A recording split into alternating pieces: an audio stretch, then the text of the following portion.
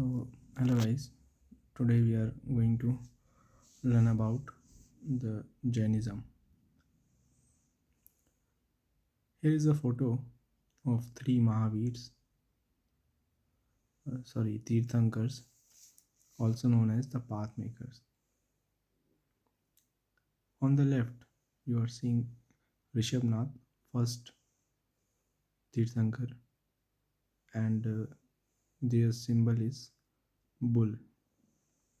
In middle, there is 23rd, named as Parshvanatha, and their symbol is serpent. And in the right, you are seeing Mahavir, 24th Tirthankar. Their symbol is lion. Now we will discuss shortly that what are the main objectives that we have to remember.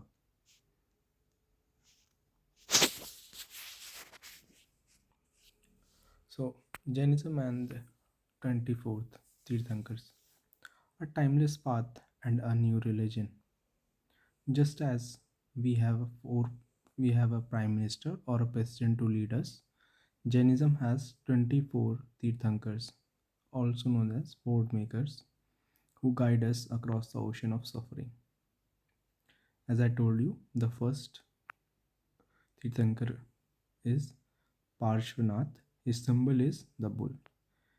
There is a also trick I made is the first is always strong like a bull. You can remember easily, or if you watch 2 to 3 times, it will be a solid in your mind. So I do not think that it is too hard to remember this after watching this video. And I've also made this crisp and only as a go-to video for the exam. And in middle, the 23rd Parshvanath, his symbol is the serpent. As on the previous image you saw that Parshvanath Tirthankar is sitting and a serpent is hovering over their head. So memory trick is Parshva sounds like python. The 24th and last, the Vardhaman Mahavir, as you saw in the last image. Let me show you this. Okay, so where was it? His symbol is the lion. Memory trick that I made, he is the Mahavir, the great hero, brave like a lion. While Mahavir popularized Jainism in the 6th century BC, he followed the path laid by those before him. Now we will move into the next slide. Yes, there is 3 main pillars of the Jainism. There is also known as Triratna: right faith, right knowledge, right conduct.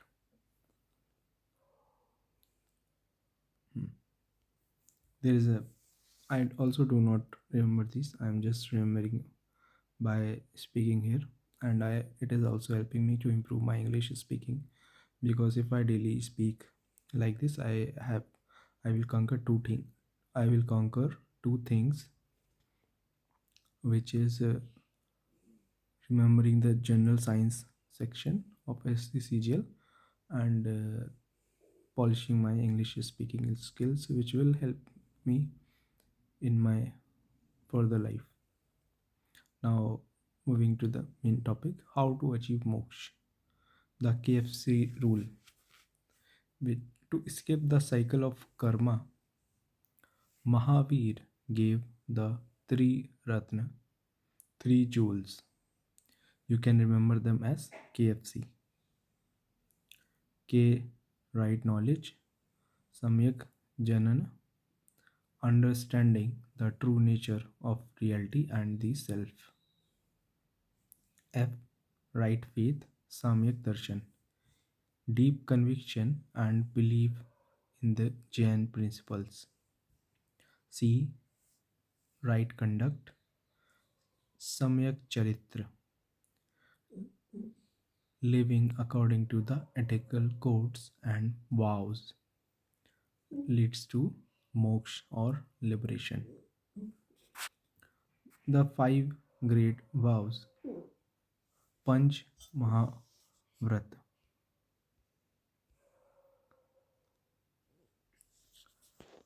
First is Ahimsa, non-violence, the most important.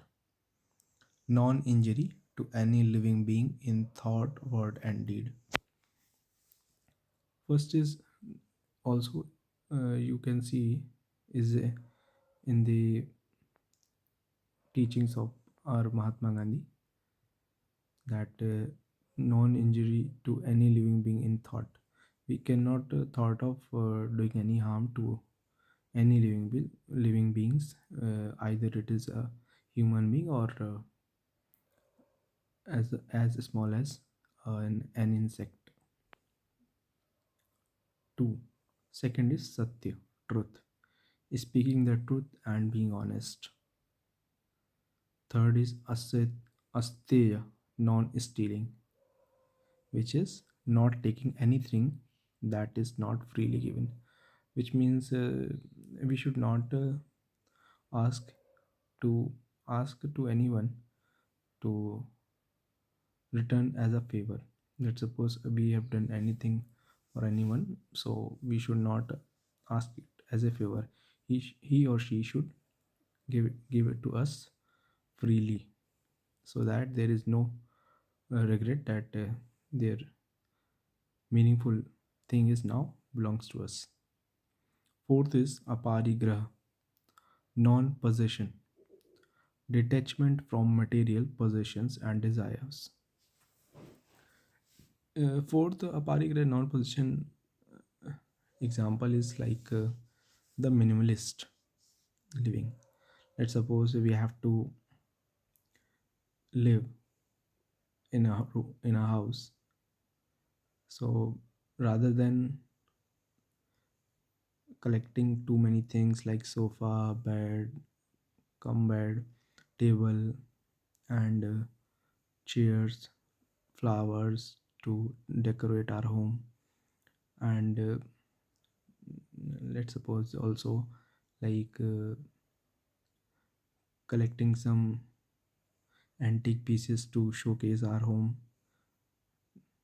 and buying some paintings to decorate our walls is not necessary. If we live through the minimalist ideology, then we can live a healthy life, and I think the mind will also be free, because if we buy something, let's suppose the flowers, it will get someday dirty, and not dirty, you can also wash it, but your mind will think like it is now old, we must have to buy another one. Moving on to the next one is 5 brahmacharya, celibacy, added by Mahavir. The first 4 were given by Parshvanatha, complete control over senses. Brahmacharya is also the main pillar of achieving mental strength, because as a devotee of Bhagavan Hanuman, I also believe that brahmacharya is a important thing to succeed in life, because it gives mental and physical strength also. And if you follow this, I do not think you will feel any depression. Following the KFC rule and the Panch Mahavrat leads to spiritual purity and the ultimate goal of moksha. Now let's suppose, yeah, this one, Kingdom of Magad, ancient Bihar, You can see the Kundagram and Pavapuri on the right and Kundagram on the left upper side. Kundagram is the place where Mahavir is born. I also do not remember. Sorry, guys. So we are also. I'm also remembering by slide by slide. I'm not. Mm, I'm not assigning any other time. I'm just making the video and remembering it on this spot. So that is why I'm keep forgetting it. Do not worry. We will remember it. I have written over there. Yes. Mm.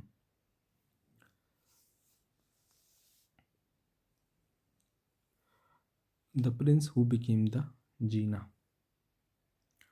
Vardhaman Mahavir was born in 540 BC. Some sources say 599 BC in Kundagram near Vaishali. He was a prince of the Janatrika clan. His family members were their father Siddharth and mother named as Trishala, a Lichavi princess. The turning point which came to his life that at age 30 he left his palace. For 12 years he wandered around here and there for the enlightenment. At age 42, under a sal tree on the banks of river Rijupalika, Vardhaman Mahavir attained supreme knowledge. He became the Jina, the conqueror. And remembering important point, an important point, an important the again remembering an important point that Bhagwan Buddha attained nirvana under people tree in Bodh Gaya near river Niranjana. Yes, I may be wrong. You can double check it. So at the end, he passed away, achieved nirvana in 468 BC at Pavapuri. Memory code, we can learn that life goes from K to P, Kundagram to Pavapuri. Now moving on to the next and last slide. Yes. First of all, we will see this so that we can get the glimpse of that one, or can see the great split and the books. After famine in Magad, there were split happened at that time. Digambars, led by Bhadrabahu, moved to the south. They wear no clothes. They also called sky clad. After famine in Magad, Shvetambars, also known as white clad, led by Stulbhadra, stayed in the north. They were white. The councils where the books were written. These are very important. So do remember. I'm also remembering it now. First council held in Patliputra around 300 BC. Leader was Stulbhadra. Result was the compilation of 12 Angas. The second council held at Vallabhi 512 AD. Leader was the Shama Ramana, and the result was the final writing of Agams. Memory code that we can learn: first is PS Patliputra Stulbhadra, second is VT Vallabhi to Devarti. Now this picture is relating to their